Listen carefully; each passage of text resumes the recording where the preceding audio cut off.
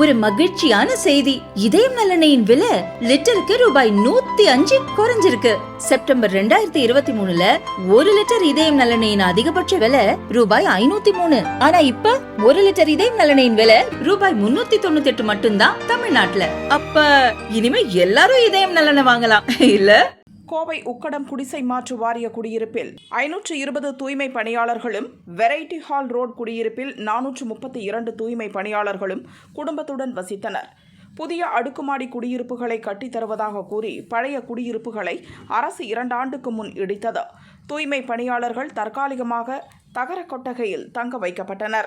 முதல் கட்டமாக உக்கடத்தில் 222 வீடுகளுடன் அடுக்குமாடி குடியிருப்பு கட்டப்பட்டுள்ளது. வெரைட்டி ஹால் ரோட்டில் 192 வீடுகளுடன் குடியிருப்பு கட்டப்பட்டுள்ளது.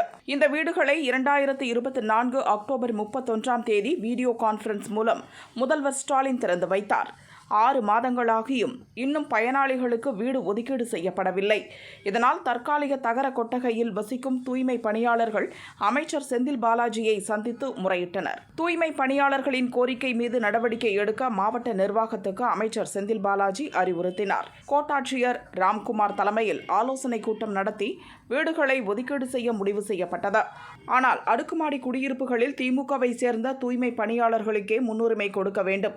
அவர்களுக்கு வீடு ஒதுக்கிய பிறகுதான் மற்ற தூய்மை பணியாளர்களுக்கு ஒதுக்க வேண்டும் என கூறி அதிகாரிகளுக்கு திமுக லோக்கல் நிர்வாகிகள் அழுத்தம் கொடுத்ததாக கூறப்படுகிறது. இதனால் விரைந்து முடிவெடுக்க முடியாமல் அதிகாரிகள் திணறுகின்றனர். குடியிருப்புகளை ஸ்டாலின் திறந்து 6 மாதங்களான பிறகும் இன்னும் பயனாளிகளுக்கு வீடு ஒதுக்கப்படாமல் உள்ளது.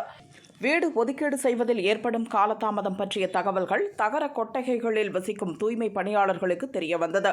கொந்தளித்து எழுந்த தூய்மை பணியாளர்கள் உக்கடத்தில் புதிதாக கட்டப்பட்டுள்ள அடுக்குமாடி குடியிருப்புக்கு திரண்டு சென்றனர். 50க்கும் மேற்பட்ட தூய்மை பணியாளர்கள் வீடுகளின் பூட்டை உடைத்து உள்ளே சென்று உட்கார்ந்து கொண்டனர்.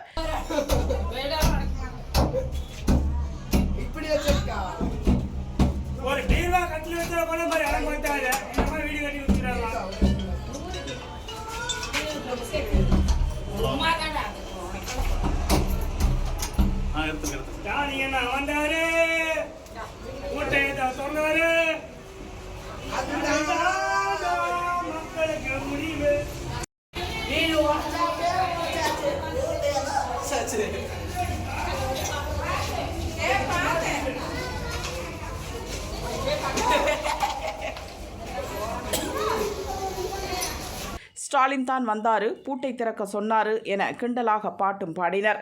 உக்கடம் போலீசாரும் அதிகாரிகளும் விரைந்து சென்று வீடுகளுக்குள் நுழைந்த தூய்மை பணியாளர்களை வெளியேற்றினர். அப்போது போலீசாரின் வாகனத்தை முற்றுகையிட்டு தரையில் அமர்ந்து வேண்டும் வேண்டும் வீடு வேண்டும் என தூய்மை பணியாளர்கள் கோஷமிட்டனர். போராட்டத்தில் ஈடுபட்ட தூய்மை பணியாளர்களுடன் அதிகாரிகள் பேச்சுவார்த்தை நடத்தினர். விரைவில் வீடுகள் ஒதுக்கப்படும் என உறுதியளித்தனர். ஏற்கனவே வீடு ஒதுக்கீடு பெற்றவர்களுக்கு வீடு ஒதுக்கக்கூடாது.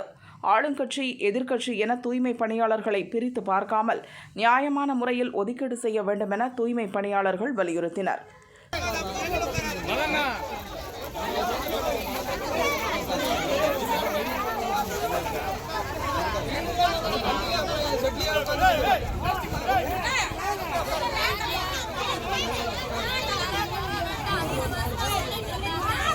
கோரிக்கையை அதிகாரிகள் ஏற்றுக்கொண்டதை அடுத்து போராட்டத்தை தூய்மை பணியாளர்கள் கைவிட்டனர்.